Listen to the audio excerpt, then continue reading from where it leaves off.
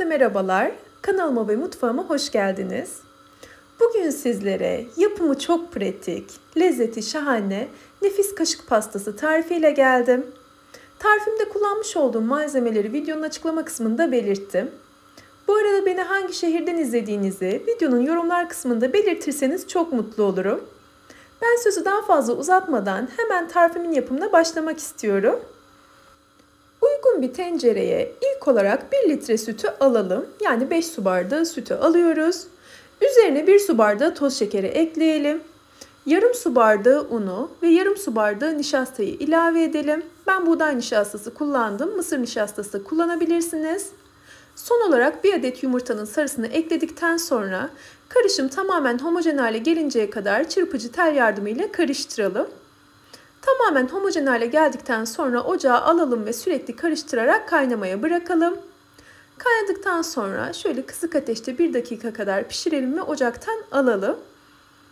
Kıvamı çok güzel oluyor. Bu şekilde yaptığımızda, bu ölçülerle yaptığımızda 1 yemek kaşığı kadar tereyağı ya da margarin, 1 paket vanilyayı ekleyerek tekrar karıştıralım.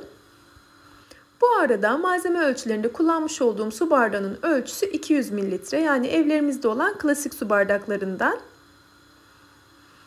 Daha hızlı soğuması için şöyle geniş bir karıştırma kabını alıyorum. Çünkü kremamızın tamamen soğuması gerekiyor. Ortalama 2 saat kadar bekletebilirsiniz. Yani ortamın sıcaklığına bağlı değişebilir elbette bu süre. Ben 3 saat kadar falan beklettim. Erkenden hazırlamıştım. Akşam yemeğinden sonra diğer aşamaları yaptım. Burada önemli olan nokta üzerinin kabuk bağlamaması. Üzerine buzdolabı poşeti yerleştirdim ve soğumaya bıraktım. Tamamen soğumasına yakın çikolata ganajı hazırlıyorum. 1 paket krema yani 200 mililitre kremayı kaynama noktasına gelinceye kadar ısıttım. Tamamen kaynamasın yoksa kesilir. Kenarından ufak ufak kabarcıkların çıkması yeterli olacaktır. Bu istediğimiz ısıya geldiğinin göstergesi. Sonrasında içerisine 200 gram sütlü çikolata ekledim. Ben böyle pul çikolata ekledim. Sade sütlü çikolata kullandım. Bitter ve sütlü karışık da kullanabilirsiniz. Çikolatayı malzemeler arasında gören oğlum kayıtsız kalamadı. Her zamanki gibi benim yardımıma koştu. Bazı aşamalarda onun da minik ellerini göreceksiniz. Böyle onun elleri değdiğinde çok daha lezzetli oluyor. Bunu her seferinde belirtiyorum. Hem o çok keyif alıyor. Severek yediği şeyde onun da emeğinin olduğunu bilmesi onu çok mutlu ediyor. Ayrı bir etkinlik oluyor bizim için de. Çikolata tamamen eriyinceye kadar karıştıralım. Kremanın ısısıyla birlikte zaten kısa sürede eriyecektir. Tamamen eridikten sonra istediğimiz kıvama geldikten sonra da ganajımızda soğumaya bırakalım. Ganajımızı da soğuk halde kullanacağız çünkü. Belirttiğim gibi kremamızın soğumasına yakın yapıyoruz ganajımızı. Ben dediğim gibi 3 saat kadar dinlendirdim. 3 saat oda sıcaklığında dinlendirdim. 3 saatin sonunda üzerinden buzdolabı poşetini aldım. 1 paket yani bu 75 gramlık pakette olan toz krem şantiden ekledim. Yarım su bardağı da soğuk süt ilave ettim. Ve çırpıyorum. Bu aşamadan sonra birkaç dakika boyunca güzelce çırpacağım. Kısa süre çırpmayacağız bu aşamada. Çünkü sertleşti kremamız. Gördüğünüz gibi krem şanti ve sütü de ekledikten sonra bir müddet çırpmaya devam etmemiz gerekiyor. Çırpmaya devam ettikçe zaten karışımın dokusunun ipeksileştiğini göreceksiniz sizler de. Son halini birazdan göstereceğim sizlere. Nasıl olması gerektiğini yakından göreceksiniz. Bu krema birçok pasta tarifine çok yakışıyor bence. Asla şaşmayan tam kıvamında nefis bir krema tarifi. Sadece bu kaşık pastasında değil farklı tariflerde de kullanabilirsiniz gönül rahatlığıyla. Bunu da belirtmek istiyorum. Lezzeti de şahane oluyor. Kıvamı da harika oluyor gördüğünüz gibi. İpek gibi kıvamı oluyor. Ben tarifimi kedi dili bisküvi ile hazırladım. Fakat bu tarifi elinizde olan farklı bisküvi türleriyle de hazırlayabilirsiniz. Kedi dili bisküvi ile yaptığımızda evet lezzeti çok güzel oluyor. Ben çok beğeniyorum. Fakat petibör bisküvi, bebe bisküvisi, burçak bisküvi onlarla da yaptığınızda lezzetinin harika olacağına şüpheniz olmasın. Bu noktada yine minik eller görüyorsunuz. Oğlum yine iş başında. Kedi dili bisküvileri o eklemek istedi. Toplamda 1,5 paket kedi dili bisküvi kullandım.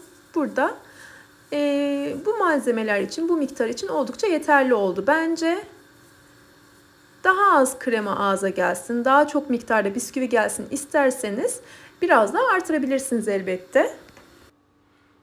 Bisküvilerin her yeri kremaya bulanıncaya kadar güzelce karıştıralım. Bütün malzemeler birbirine iyice girişsin. Sonrasında artık pastamıza şekil vereceğiz. Uygun kaba alacağız. Hazır hale getireceğiz. Orta boyutlardaki kare ya da yuvarlak borcamda da hazırlayabilirsiniz bu pastayı. Ben şöyle genelde yemek yapımında kullandığım bir borcamım var. Onu da hazırlamak istedim. İçerisine alıyorum karışımı. Güzelce düzleyeceğim üzerine. Çünkü üzerine sonradan çikolata ganajı ekleyeceğim. Çikolata ganajım da tamamen soğuk hale geldi. Artık onu da ekleyebileceğim durumda. Üzeri dümdüz olsun ki daha muntazam gözüksün pasta. Üzerini düzelttikten sonra ganajımı da ekliyorum. Ganajın kıvamının güzelliğini görüyorsunuz. Yoğun çikolatalı bir ganaj. 200 gram çikolata kullandım. Haliyle birazcık koyu kıvamlı oluyor. Daha ince dokuda olsun isterseniz çikolata oranını birazcık azaltabilirsiniz. 160-180 gram çikolata da kullanabilirsiniz. Fakat benim gibi koyu olsun isterseniz kesinlikle 200 gram kadar kullanın derim. Ganajın da tamamını ekledikten sonra üzerini son kez düzeltiyorum. Ne şekilde düzeltirsek o şekilde donacak çünkü. Bunun için böyle üzeri muntazam gözüksün diye ufak hamlelerle her yerine eşit miktarda dağıtmaya çalışıyorum. Çikolata ganajı da ekledikten sonra pastamızı buzdolabına almadan üzerine malzeme eklemek isterseniz bu aşamada ekleyebilirsiniz. Antep fıstığı, fındık vesaire, Hindistan cevizi ne olursa. Ben eklemeden sade bir şekilde servis etmek istediğim için direkt bu şekilde buzdolabına aldım. Akşamdan hazırlayıp ertesi gün servis ettim. Sütlü tatlıları akşamdan hazırladığımızda güzelce dinlendiğinde çok daha güzel oluyor bence kıvamı, dokusu. Eğer gün içerisinde servis edecekseniz de en az 3 saat kadar dinlendirin bence. Yakından dokusunu göstermek istiyorum size. Görüntüsü gibi lezzeti de inanın tek kelimeyle şahane oluyor. Denediğiniz takdirde ben çok beğeneceğinizi düşünüyorum. Umarım tarifimi denersiniz. Pratik tarif arayışında olanlar muhakkak denesinler derim. Deneyecekleri şimdiden afiyet olsun. Tarifim hakkındaki düşüncelerinizi videonun yorumlar kısmında belirtirseniz çok mutlu olurum. Yeni tariflerde görüşünceye dek sağlıkla ve afiyetle kalın. Hoşça kalın.